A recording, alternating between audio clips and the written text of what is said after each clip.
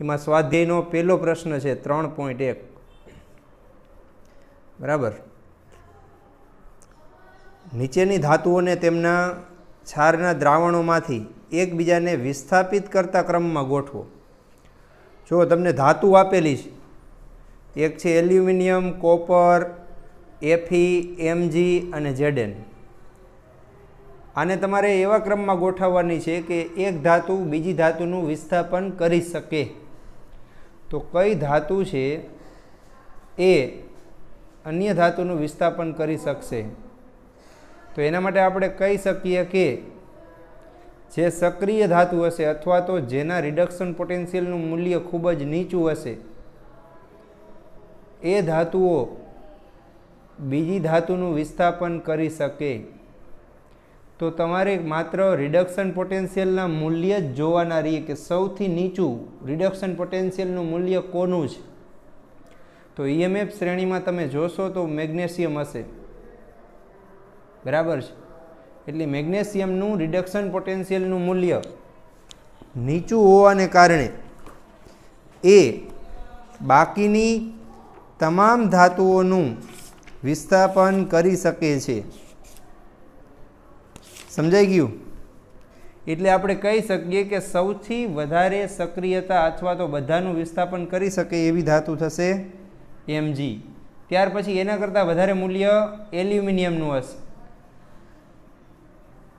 એના કરતાં વધુ મૂલ્ય ઝીંકનું હશે, એના કરતાં વધુ મૂલ્ય Feનું હશે અને સૌથી વધારે મૂલ્ય કોપરનું હશે।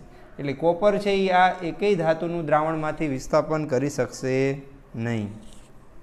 સમજાઈ ગયું? એટલે વિસ્થાપનના યોગ્ય ક્રમમાં ગોઠવવાની છે। એટલે આપણે કયા ક્રમમાં ગોઠવેલી છે? તો કે રિડક્શન પોટેન્શિયલના મૂલ્યના ચડતા ક્રમમાં ધાતુને ગોઠવી દો અને એમાંથી જેનું રિડક્શન પોટેન્શિયલનું મૂલ્ય નીચું હશે એ સક્રિય ધાતુ થશે। એટલે મેં આ જે ક્રમ દર્શાવ્યો છે એ સક્રિયતાનો છે અથવા તો વિસ્થાપન કરી શકે એ ધાતુનો ક્રમ દર્શાવેલો છે। સમજાણું? મેગ્નેશિયમ છે એલ્યુમિનિયમ, ઝીંક, Fe અને કોપરનું કરી શકશે। એલ્યુમિનિયમ આ ત્રણનું વિસ્થાપન કરી શકશે, ઝીંક Fe અને કોપરનું કરી શકશે, Fe કોપરનું કરી શકશે। ખબર પડી ગઈ? ચાલો બીજા પ્રશ્નની ચર્ચા કરીએ। પ્રમાણિત વિદ્યુત પોટેન્શિયલ આપેલા છે। જો બધાના પોટેન્શિયલ આપેલા છે, હવે હું લખતો નથી અત્યારે, ચાલો લખી દઉં। કે છે એ -2.93 વોલ્ટ।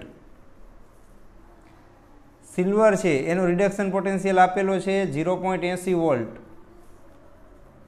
મર્ક્યુરી છે એનો 0.79 વોલ્ટ। મેગ્નેશિયમ છે -2.37 વોલ્ટ અને ક્રોમિયમ છે -0.74 વોલ્ટ। બરાબર? તો કયા ક્રમમાં ગોઠવશું? પ્રમાણિત વિદ્યુત પોટેન્શિયલ આપેલા છે તો એના રિડક્શન કરતા તરીકેની પ્રબળતાના ચડતા ક્રમમાં ગોઠવો। જો હવે રિડક્શન કરતા તરીકેની પ્રબળતા જોવાની છે એટલે સૌથી પ્રબળ રિડક્શન કરતા કોણ થશે એ પ્રમાણે ક્રમમાં ગોઠવવાનું છે। કોણ સૌથી પ્રબળ રિડક્શન કરતા થાય? કોઈ કહેશે? ક્યાંથી ગયા? આ તો ઓનલાઈન વિડીયો હાલે કે? પ્રબળ રિડક્શન કરતા એટલે જેનું સરળતાથી ઓક્સિડેશન થાય। સરળતાથી કોનું ઓક્સિડેશન થાય? તો કે જેનું રિડક્શન પોટેન્શિયલનું મૂલ્ય નીચું હોય। તો જેનું રિડક્શન પોટેન્શિયલનું મૂલ્ય નીચું હશે ને એનું રિડક્શન નહીં થાય, એનું સરળતાથી ઓક્સિડેશન થશે। એનું સરળતાથી ઓક્સિડેશન થાય તો એ પ્રબળ રિડક્શન કરતા બને છે।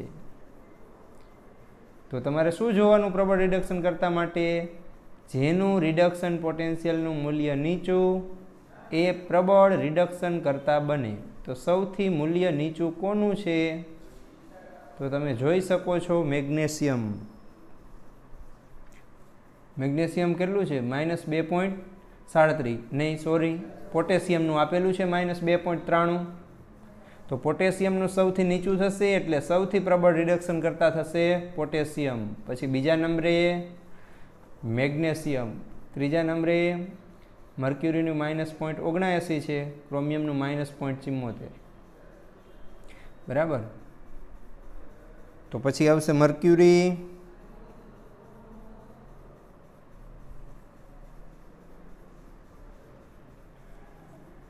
આ 0.79 પ્લસ છે, સોરી આ માઇનસ છે એટલે આ ઓછું થશે ને. ક્રોમિયમ આ પ્લસ 0.79 અને આ 0.80.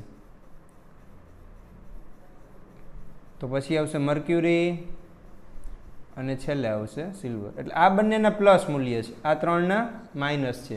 ત્રણમાં માઇનસમાં સૌથી નીચું પોટેશિયમનું, એના કરતાં વધારે મેગ્નેશિયમ, એના કરતાં વધારે ક્રોમિયમ, એના કરતાં મર્ક્યુરી અને છેલ્લે એજી. એટલે રિડક્શન કરતાની પ્રબળતાનો ક્રમ આ પ્રમાણે થશે. ચાલો ત્યાર પછીનો પ્રશ્ન, જે ગેલ્વેનિક કોષમાં પ્રક્રિયા થાય છે, જો પ્રક્રિયા એક આપેલી છે, Zn વધતા 2Ag પ્લસ બરાબર Zn+2 વધતા 2Ag. આ પ્રક્રિયા માટે 3 પ્રશ્નના જવાબ માંગ્યા છે. કયો વિદ્યુત ધ્રુવ ઋણ વીજભારિત હોય છે? તો પહેલાં તો આમાં જેનું ઓક્સિડેશન થતું હોય ને એ એનોડ હોય. કોનું થાય છે જોવો જોઈએ? ઝીંકનું, તો ઝીંક એનોડ હશે. કોનું રિડક્શન થાય છે? સિલ્વરનું, તો સિલ્વર છે એ કેથોડ હશે. સમજાણું? હવે તમને પ્રશ્ન એમ પૂછ્યો છે કયો વિદ્યુત ધ્રુવ ઋણ ભારિત હશે?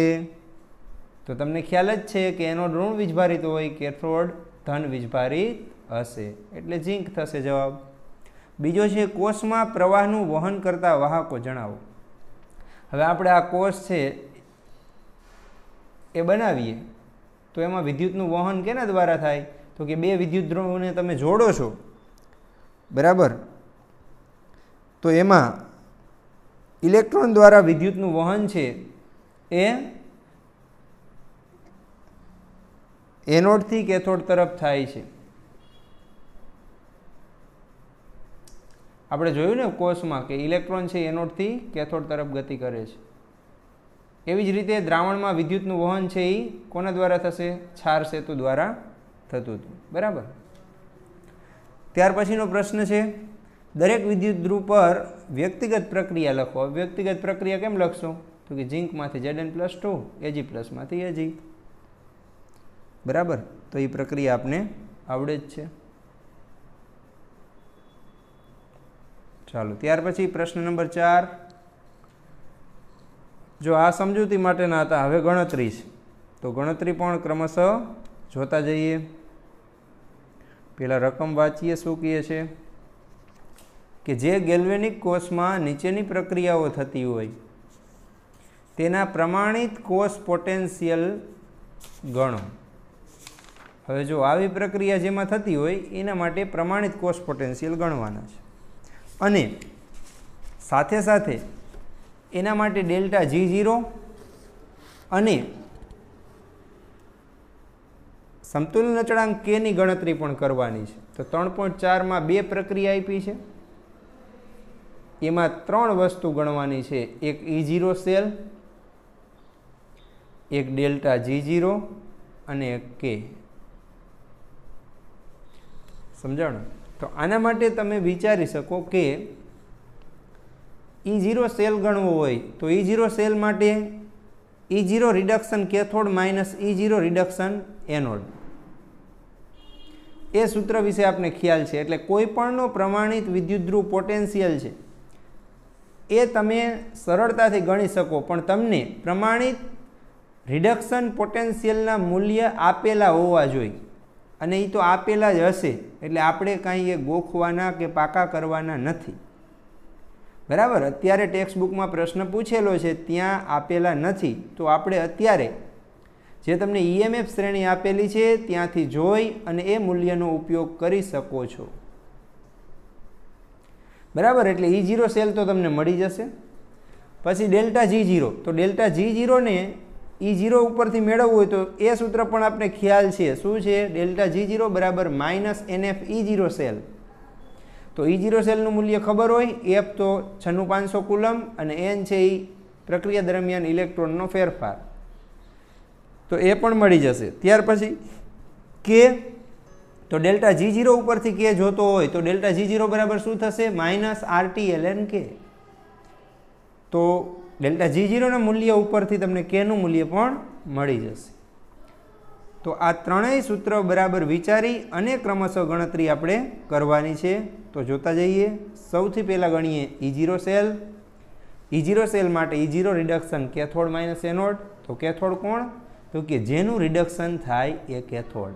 કોનું રિડક્શન થાય છે જોઈ લ્યો.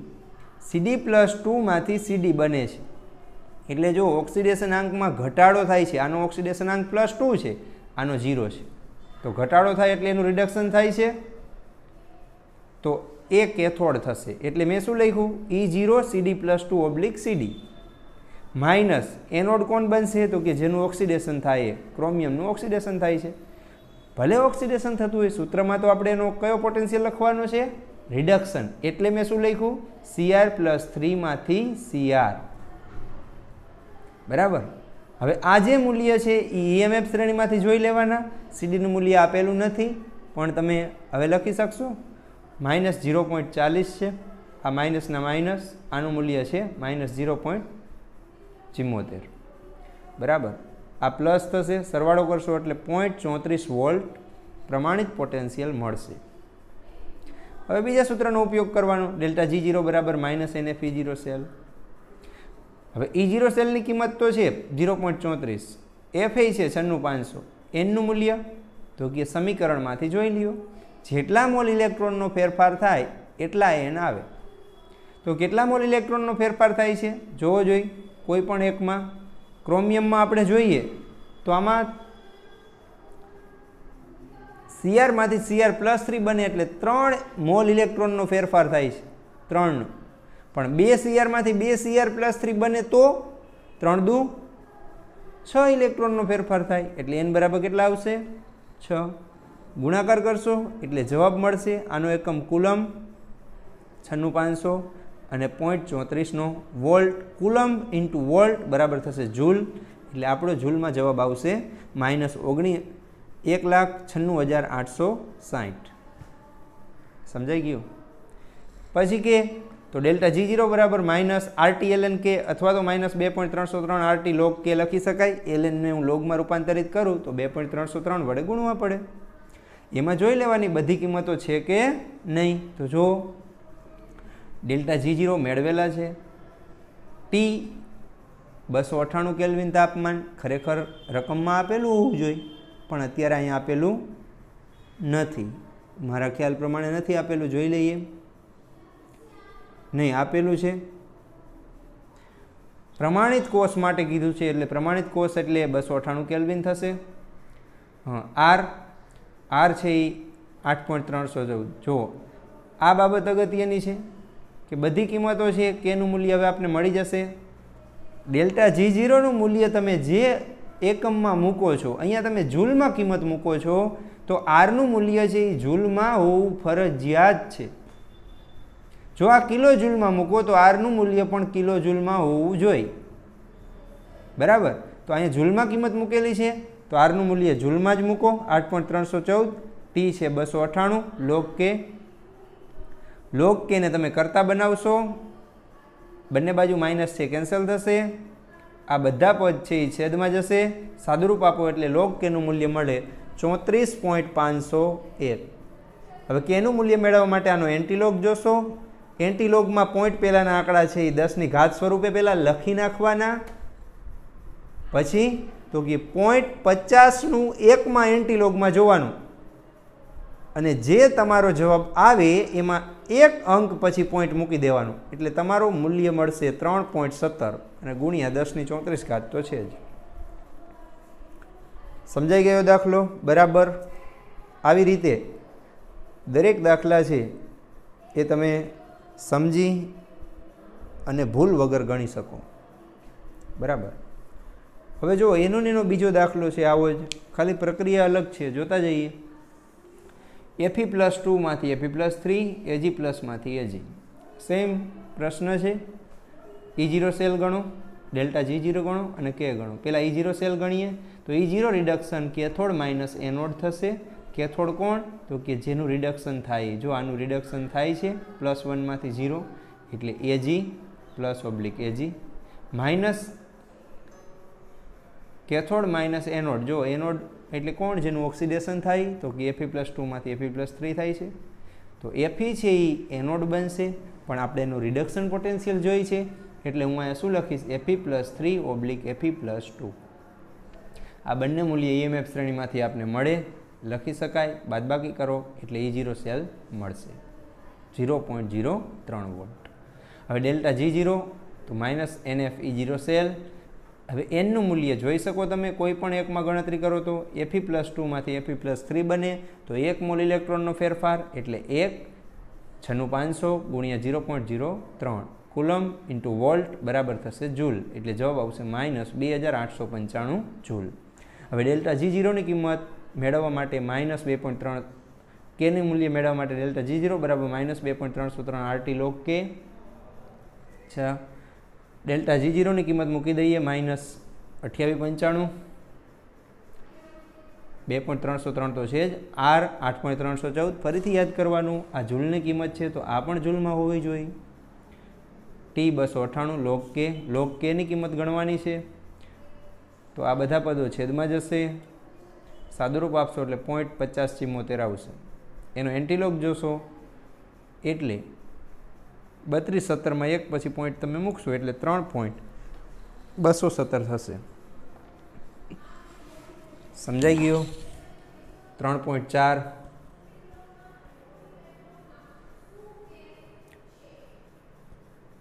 ચાલો ત્યાર પછી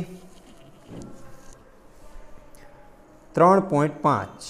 હવે 3.5 જે છે એની અંદર 4 દાખલા છે એ મેં તમને અગાઉ ગણાવેલા છે એટલે એને અત્યારે આપણે જોવાના નથી. નટ સમીકરણ પ્રમાણે એનો EMF ગણો, બરાબર, તો એ તમને આવડી જશે. આગળ આપણે જોયા જ છે. 3.6ની વાત કરીએ. દાખલા નંબર 3.6. બટન સેલ જે બહોળા પ્રમાણમાં કાંડા ઘડિયાળ અને અન્ય ઉપકરણોમાં વપરાય છે તેમાં નીચેની પ્રક્રિયા થાય છે. જો કઈ પ્રક્રિયા થાય છે તો આ લખી Zn Ag2O + H2O, એમાંથી બનશે Zn +2 + 2Ag + 2OH-. તો પ્રક્રિયા માટે ડેલ્ટા G0 અને E0 સેલ ગણો. બે વસ્તુ ગણવાની છે મિત્રો, ડેલ્ટા G0 અને E0 સેલ. બરાબર. કેવી રીતે ગણશું? તો કે સિમ્પલ E0 સેલ તો તમે આરામથી ગણી શકો. E0 reduction cathode minus anode ઉપરથી, અને E0 ખબર હોય તો ડેલ્ટા G0 પણ તમને મળી જાય. ડેલ્ટા G0 બરાબર શું થશે? -NFE cell. આ બંને સૂત્ર આપણા મગજમાં હોય એટલે આપણે એનો ઉપયોગ કરી શકીએ. પણ મગજમાં હોય તો, ને એમાંય પાછું મગજ હોય તો.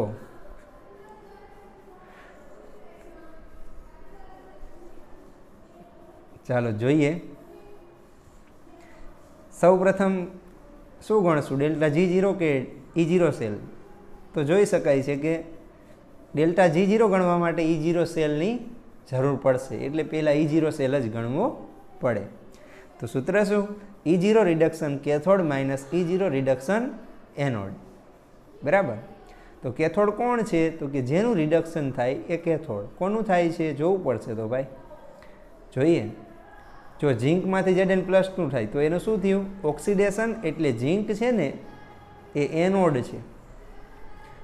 હા, તો અહીંયા જો Ag2O છે એટલે અહીંયા Agનો ઓક્સિડેશન અંક કેટલો હશે? +1. અહીંયા કેટલો હશે? 0. તો +1 માંથી 0 થાય છે તો Agનું શું થયું? રિડક્શન. રાઈટ. તો કેથોડ તરીકે સિલ્વર છે, તો સિલ્વરનો રિડક્શન પોટેન્શિયલ તમે EMF શ્રેણીમાં જોશો એટલે 0.80 વોલ્ટ, માઇનસ ઝીંકનો રિડક્શન પોટેન્શિયલ જોશો એટલે -0.76 વોલ્ટ. સાદુરૂપ આપશો એટલે 1.56 વોલ્ટ E0 સેલની કિંમત પ્રાપ્ત થશે. બરાબર. હવે ડેલ્ટા G0 ગણવા માટે -NF E0 સેલ, તો F 96500 coulomb, E0 cell 1.56, N એટલે હવે કેટલા મોલ જોઈ લ્યો. તો સમીકરણમાં કેટલા મોલ ઇલેક્ટ્રોનનો ફેરફાર થાય છે? તો કે એક Ag પ્લસમાંથી એક Ag બનવા માટે 1 મોલ ઇલેક્ટ્રોનનો ફેરફાર થાય. કારણ કે આનો +1 માંથી 0 થવું હોય તો 1 મોલ ઇલેક્ટ્રોનની જરૂર પડે. પણ 2 Ag પ્લસ છે તો એમાંથી 2 Agના મોલ મેળવવા માટે 2 મોલ ઇલેક્ટ્રોનની જરૂર પડે. એટલે n બરાબર મેં કેટલા લીધા છે? 2. ગુણાકાર કરીએ એટલે મને જવાબ મળશે. જવાબ શેમાં આવશે?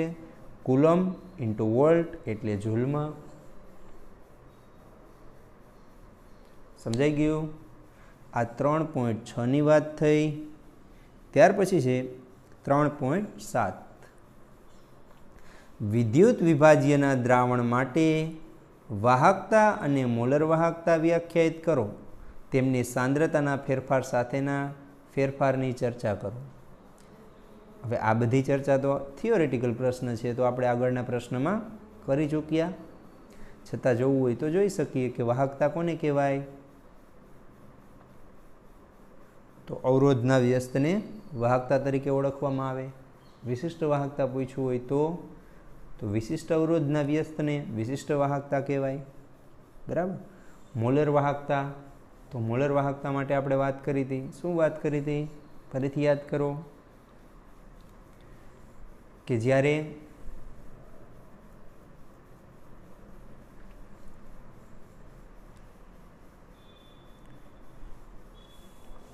બે વિદ્યુત ધ્રુવ ડૂબાડેલા હોય તેમની વચ્ચેનું અંતર છે એ એકમ હોય. એકમ આડછેદનું ક્ષેત્રફળ હોય. ત્યારે 1 મોલ વિદ્યુત વિભાજ્યની જે વાહકતા મળે એ વાહકતાને આપણે મોલર વાહકતા કહીએ છીએ. બરાબર. તો એકમ આડછેદ અને એકમ લંબાઈના અંતરે રહેલા બે ધ્રુવો વચ્ચે 1 મોલ વિદ્યુત વિભાજ્યના આપેલા કદની વાહકતાને મોલર વાહકતા કહેવાય. સમજાણી વાત? એકમ આડછેદ, એકમ લંબાઈ અને 1 મોલ વિદ્યુત વિભાજ્ય જ્યારે કોષમાં ભરેલું હોય ત્યારે એના આપેલા કદની, એટલે જે કદ આપ્યું હોય, વી કદ આપ્યું હોય તો વી કદની વાહકતાને મોલર વાહકતા કહેવાય. સમજાઈ ગયું? અચ્છા. હવે એમાં ફેરફાર તો તમે જોયો. મોલર વાહકતામાં શું ફેરફાર થતો હતો? તો કે કદના વધારા સાથે મોલર વાહકતા છે એ ક્રમશઃ વધે છે, અથવા તો સાંદ્રતાના ઘટાડા સાથે મોલર વાહકતા વધે છે. એ નિર્બળ અને પ્રબળ માટે આપણે સમજાવી શકીએ. બરાબર. તો 3.7 પૂરો. 3.8 જોઈએ. 0.2 મોલર કેસીએલના દ્રાવણની વાહકતા. જો 0.2 મોલર કેસીએલ એટલે સાંદ્રતા આપેલી છે. વાહકતા 298 કેલ્વિન તાપમાને 0.0248 સિમેન્સ સેન્ટીમીટર ઇન્વર્સ છે. તો તેની મોલર વાહકતા ગણો. જો એની વાહકતા આપેલી છે, વાહકતા એટલે આપણે એને વિશિષ્ટ વાહકતા ગણીએ છીએ, એટલે કે આપેલો છે 0.0248, તો મોલર વાહકતા ગણવાની છે. જો મોલર વાહકતા ગણવા માટેનું સૂત્ર આપણે સીધું જ વિચારશું. શું? λm બરાબર k/c × 1000. બરાબર. આ સૂત્રનો ઉપયોગ મારે ક્યારે કરવાનો? તો કે સાંદ્રતા છે એ મોલારિટીમાં અથવા તો આપણે એને કહીએ છીએ મોલ પ્રતિ લીટરમાં હોવી જોઈએ, અને કે છે એની કિંમત સિમેન્સ × સેન્ટીમીટર ઇન્વર્સમાં હોવી જોઈએ.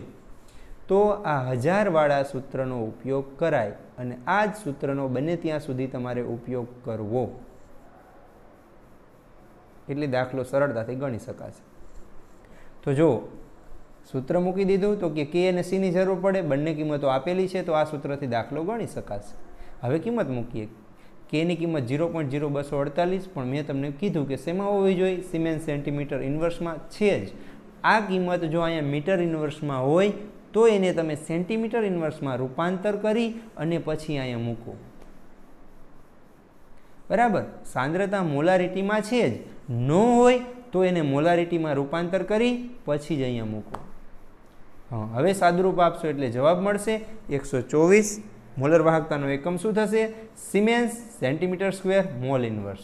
જો જવાબ તમારો સેન્ટીમીટર સ્ક્વેરને બદલે મીટર સ્ક્વેરમાં માગે તો એને તમે મીટર સ્ક્વેરમાં રૂપાંતરિત કરી શકો છો. બરાબર. કેવી રીતે કરશો? તો કે અને મારે મીટર સ્ક્વેરમાં લઈ જવો હોય તો મારે શું કરવું પડે ભાઈ? શું કરીશ? તો કે 1 સેન્ટીમીટરને 1 મીટરમાં ફેરવવું હોય તો સેન્ટીમીટરને મીટરમાં ફેરવવું હોય 10⁻2 વડે ગુણીશ. બરાબર. તો આને 10⁻4 વડે ગુણશું તો મીટરમાં થઈ જશે. એટલે જવાબ જેમાં જોતો હોય એમાં મળશે. બરાબર. સમજાઈ ગયું? ચાલો તો ત્યાર પછી જોઈએ 3.9. 0.001 મોલર KClના દ્રાવણ ધરાવતા વાહકતા કોષનો અવરોધ 298 કેલ્વિન તાપમાને 1500 ઓહમ છે. તો જો 0.001 મોલર KCl એનો અવરોધ આપ્યો છે 1500. પછી શું કીધું? તો કે હવે 0.001 મોલર KCl દ્રાવણની 298 કેલ્વિન તાપમાને વાહકતા 0.146 × 10⁻³ સિમેન્સ સેન્ટીમીટર ઇન્વર્સ છે કે. તો એનો કોષ અચળાંક ગણો. કોષ અચળાંકને આપણે G* કહીએ છીએ અથવા તો એનું મૂલ્ય. હવે કોષ અચળાંક જોતો હોય તો કોષ અચળાંકનું સૂત્ર આપણે વિચારીએ, ખાલી ગણવાની શરૂઆત પછી કરવાની કે વિશિષ્ટ વાહકતા બરાબર શું થાય? કોષ અચળાંક ગુણ્યા વાહકતા થાય. બરાબર. તો જો વાહકતા બરાબર તો શું લખાય? 1/r પણ લખી શકાય. તો કોષ અચળાંક જોતો હોય તો મારી પાસે કેની કિંમત હોવી જોઈએ? તો છે જ જીની કિંમત હોવી જોઈએ. જીની નથી પણ આરની છે, તો આર ઉપરથી જીનું મૂલ્ય મેળવી શકાય. તો આ સૂત્રનો ઉપયોગ કરીને દાખલો ગણી શકાશે. તો આગળ ગણતરી કરતા જઈએ. કોષ અચળાંક ગણવાનો છે તો કરતા બનાવીએ. તો કેના છેદમાં જી થાય? જી એટલે શું? 1/r. 1/r એટલે આર ઉપર જશે તો k × r. કેનું મૂલ્ય 0.146 10⁻³ સિમેન્સ સેન્ટીમીટર ઇન્વર્સ ગુણ્યા આરનું મૂલ્ય છે 1500. બરાબર. ગણતરી કરશો એટલે આવશે 0.219 સેન્ટીમીટર ઇન્વર્સ.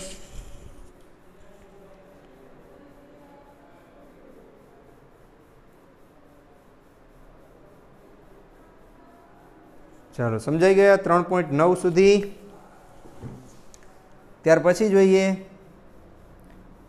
3.10 અને હવે બસ જો 3.10નો જે દાખલો છે એની અંદર આલેખ દોરવાનો છે. એટલે હું આલેખ અહીંયા દોરતો નથી પણ એ પ્રશ્ન તમને સમજાવી દઉં છું. બરાબર. જો શું કીધું છે? સોડિયમ ક્લોરાઇડની વાહકતા જુદી જુદી સાંદ્રતાએ 298 કેલ્વિન તાપમાને માપવામાં આવી હતી અને પરિણામો છે એ નીચે પ્રમાણે મળ્યા છે. સાંદ્રતા આપી છે અને એની વાહકતા આપેલી છે.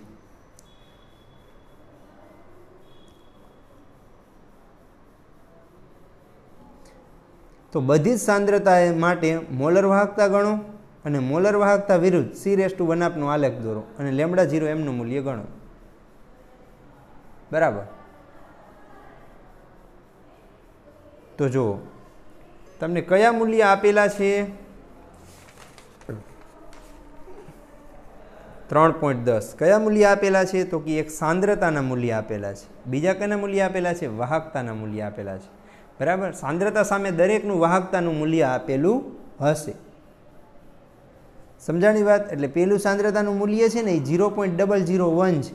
પેલું વાહકતાનું મૂલ્ય છે એ 1.2 અથવા 1.237 આપણે લઈએ. આટલું આપેલું છે.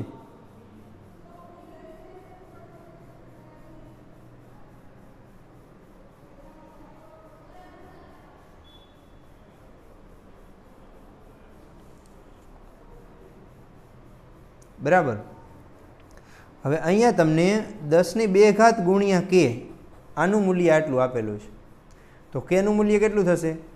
1.237 ગુણ્યા 10⁻2 થશે. સમજાણું? આના બરાબર તમને મૂલ્ય આપ્યું છે, તો કેનું મૂલ્ય છે એ જોતું હોય તો 10² ને નીચે લઈ જાય તો 10⁻2 થશે. આ બધી કિંમતો માટે મોલર વાહકતા ગણવાની. મોલર વાહકતા બરાબર શું થાય? K/C × 1000 બરાબર. K/C × 1000 આ સૂત્રનો ઉપયોગ કરીને તમારે દરેકના મોલર વાહકતાના મૂલ્ય મેળવવાના. પહેલાં જોઈ લેવાનો એકમ. જો આનો એકમ મોલર છે જ, આનો એકમ શું છે? Siemens × metre inverse. જો હવે આ સૂત્રથી તમારે મોલર વાહકતા ગણવી હોય એટલે આ મોલારિટી અને આ સિમેન્સ સેન્ટીમીટર ઇન્વર્સમાં કિંમત હોવી જોઈએ. તો આને સિમેન્સ સેન્ટીમીટર ઇન્વર્સમાં હું ફેરવીશ તો કેટલા થશે? ગુણ્યા 10 સિમેન્સ સેન્ટીમીટર ઇન્વર્સ. જો મીટર ઇન્વર્સમાંથી તમારે સેન્ટીમીટર ઇન્વર્સમાં જવું છે તો 100 વડે ભાગવા પડશે. એટલે 100 વડે ભાગશો એટલે 10⁻2 હતી, બીજી 2 આવશે 10⁻4. એટલે આ જે મૂલ્ય છે એને 10⁻2 અહીંયા છે આવશે એટલે -2. મીટર ને સેન્ટીમીટરમાં ફેરવો એટલે બીજા -2 એટલે 1.237 10⁻4 થાય. આવી રીતે દરેક સાંદ્રતાના મૂલ્ય સામે પહેલાં કેના મૂલ્ય લખી લેવાના, પછી દરેકના મૂલ્ય સામે λm મૂલ્ય છે એ ગણવાના.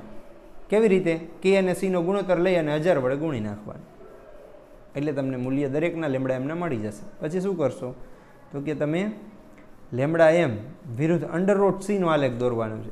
હવે આ તો સીના મૂલ્ય છે, એના ઉપરથી બધાના વર્ગમૂળ સીના મૂલ્ય તમે મેળવી શકશો. λm અને √c ના મૂલ્યનો તમે આલેખ દોરશો એટલે તમને આમ સીધી રેખા મળશે. એ સીધી રેખામાં જ્યાં y અક્ષને ગ્રાફ છેદે છે એ મૂલ્ય છે એ λ0m જેટલું થશે. સમજાઈ ગયું? તો આ રીતે ગ્રાફ પેપરમાં વ્યવસ્થિત ગ્રાફ દોરી સમજી અને એનો જવાબ લખજો. બરાબર? ઓકે.